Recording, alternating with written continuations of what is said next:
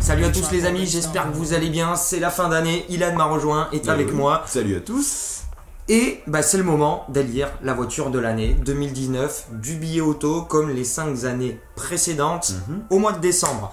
Cette année, on a, pas comme l'an dernier on avait 5 présélectionnés, là on a eu du mal vraiment à se décider, donc il y en a 6. Parce qu'il y en a une qu'on voulait mettre hors catégorie, mais qui finalement sera dans le classement. Je pense qu'on ne peut pas faire autrement. Il y a eu du beau monde cette année. On a eu du très très beau monde cette année. Clairement, on a une grosse année, une belle année. Et je le dis en début de vidéo cette fois-ci, c'est en grande partie grâce à vous. Et on vous en remercie. Maintenant, on va vous proposer de voter pour la voiture de l'année 2019 du billet auto.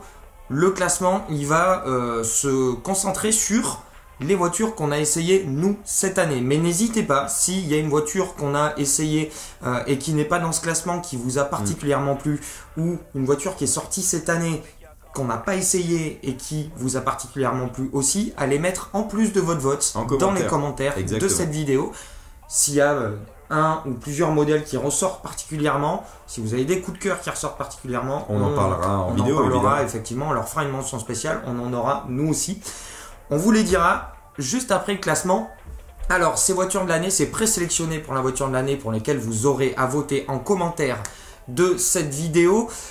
On va pas vous les mettre par ordre d'importance pour un souci d'impartialité. On va les mettre dans l'ordre où on les a essayés. Et on va commencer par la BMW M2 Compétition que j'avais essayé début janvier, tout début janvier. Tu étais descendu à Bordeaux avec, je crois. Je l'avais eu à Bordeaux.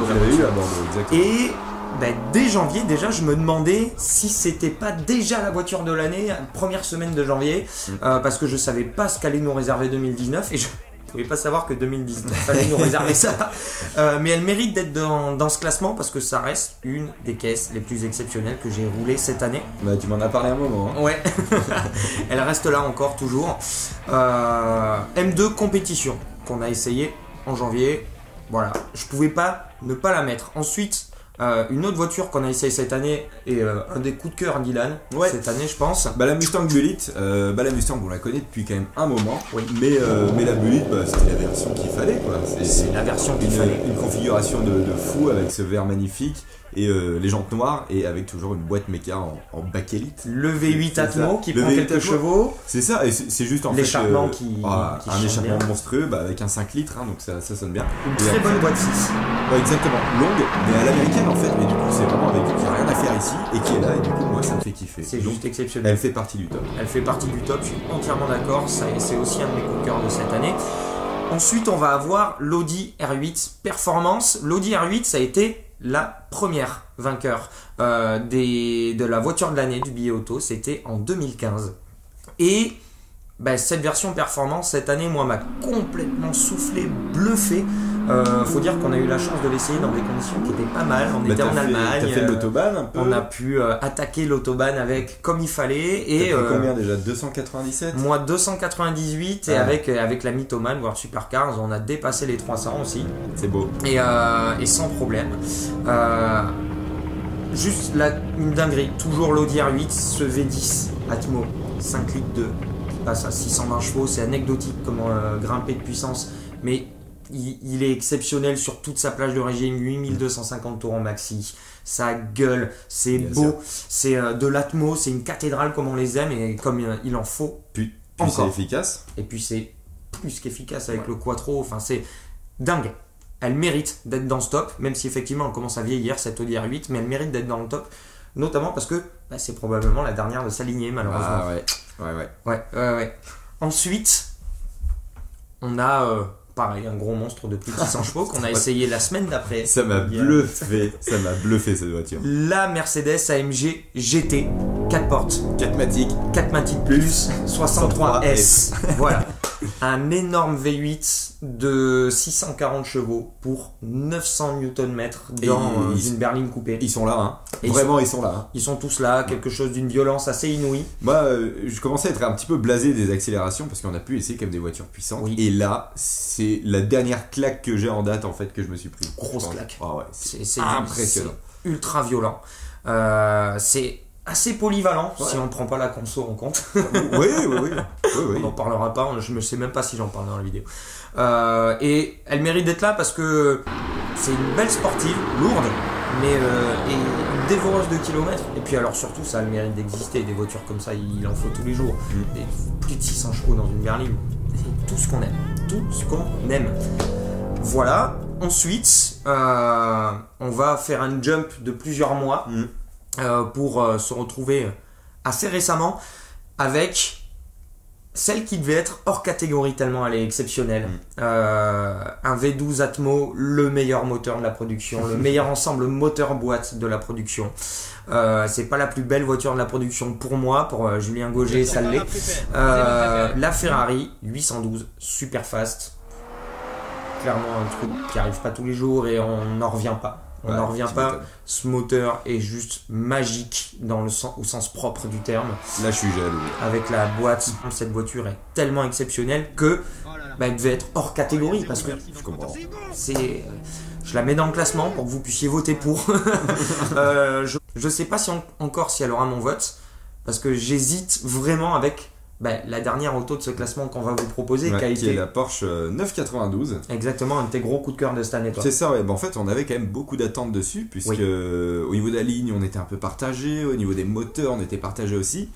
Et finalement, Porsche, ils sont trop forts. Tout est réussi. C'est-à-dire qu'une fois qu'on est devant la voiture, elle est juste bluffante en termes de style. Elle respecte toute cette histoire de la 911. Et un moteur qui est juste génial, la boîte qui est toujours parfaite et une polyvalence de fou furieux. C'est-à-dire que vous pouvez attaquer vraiment très très fort en confiance. Ouais. C'est ça qui est bien. Ouais. Parce que c'est un des meilleurs châssis que j'ai jamais vu de ma vie. Ouais. Plus avec une boîte qui est d'une efficacité juste incomparable avec ce qui existe. Incomparable. Ou faire des embouteillages. On peut faire de la vie avec une boîte d'une douceur, d'une onctuosité, un moteur ultra discret. Un habitacle dans lequel on est bien, on a de la place. Vous avez un coffre à l'avant, de la place derrière les sièges avant.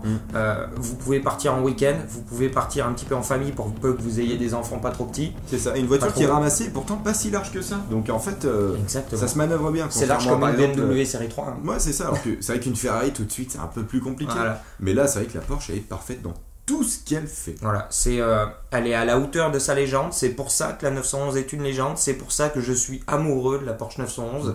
Et c'est pour ça que j'hésite avec cette Ferrari 812 Superfast. Tu sais quoi, tu me laisses le vote de la 992, je te laisse la Ferrari. On verra ça. Clairement, voilà. On va vous demander de voter pour les voitures qui sont dans ce classement. L'idéal, en commentaire, vous mettez la voiture de ce classement que vous avez préférée cette année, qui mérite pour vous d'être la voiture de l'année du billet auto en 2019. Et vous mettez la voiture qu'on a essayée ou qu'on n'a pas essayée, qui pour vous, qui n'est pas dans ce classement, mérite d'être la voiture de l'année 2019. C'est ça. Voilà, votre gros coup de cœur, en gros, parce que nous aussi on en a eu qu'on n'a pas pu mettre dans ce classement. Toi par exemple, c'était la MX5, évidemment. Le 2 litres 184 que j'ai eu au Tour Auto, du coup. Exactement. C'est un moteur pareil qui est fabuleux, quoi. Un 2 litres Atmo, tout simplement, mais avec une plage parfaite. Avec une boîte parfaite. Un châssis parfait. J'adore. La recette du plaisir de conduire par excellence. Moi, c'est ma philosophie pure. Ouais. Vous la connaissez maintenant. On la connaît, puis on la comprend. Ouais. Voilà. Puis on la conduit tous les jours aussi, du coup, en bas. Là. Clairement. Oh, la chance. Et pour moi, ça va être un petit peu la même chose que l'an dernier. Je l'ai toujours pas roulé sur la route. En revanche, j'ai eu l'occasion de faire du circuit à la tombée de la nuit, à la poursuite d'une Lamborghini Huracan Performante, à Exclusive Drive sur le circuit Bugatti au Mans, et ça reste un des grands moments de l'année pour moi. Et tu as pu conduire l'original aussi. Et l'original aussi pour la Coupe des Alpes, effectivement, c'est l'Alpine. C'est l'Alpine qui est toujours aussi envoûtante, qui est toujours aussi efficace et qui me donne toujours autant envie. C'est pas notre ami Erwan The Glove Driver qui dira le contraire. Voilà. C'était nos coups de cœur, c'était le classement. Maintenant, à vos votes, les amis. En commentaire de cette vidéo, c'est la seule façon de voter. Sur Instagram ou sur Facebook, on les comptera pas, malheureusement. La seule façon de voter, ça sera dans les commentaires de cette vidéo. Et on fera le compte la semaine prochaine. Et on vous fera une vidéo pour vous annoncer celle que vous avez élue voiture de l'année, votre coup de cœur et notre classement de voiture de l'année à nous, étant donné que même si c'est vous qui décidez la voiture de l'année, mais on a aussi notre vote qui sera pris en compte. Tout à fait. Voilà les amis, j'espère que vous avez aimé cette petite vidéo, j'espère que cette année 2019 vous a plu. On est en train de bosser comme des malades pour vous offrir une année 2020 encore plus exceptionnelle. Comme d'habitude, on va se donner à fond. N'hésitez pas à voter et je vous donne rendez-vous la semaine prochaine pour les résultats de cette voiture de l'année. Il nous tarde. Bah ouais, carrément. Ciao les copains. À la prochaine.